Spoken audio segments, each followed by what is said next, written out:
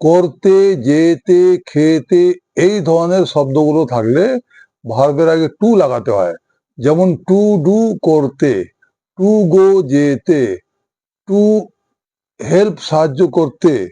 তাহলে এই two plus ভার্বকে ইংরেজিতে ইনফাইনিটিভ ভার্ব বলা হয়।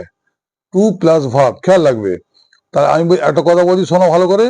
যারা চাও ইনফাইনিটিভ ভালো করে শিখতে, মনে রাখবে ভার্বের আগে টুটা হবে লিখতে।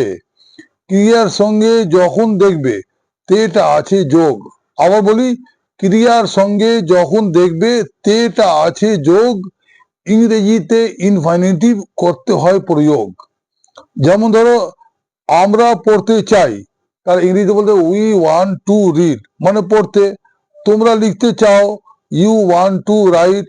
এইভাবে নাচতে ইংরেজিটা হবে টু ড্যান্স, বলতে ইংরেজিটা হবে টু সে, গাইতে ইংরেজিটা হবে টু সিং, লিখতে ইংরেজিটা হবে টু রাইট, জানতে ইংরেজিটা হবে টু নো, হতে ইংরেজিটা হবে টু বি।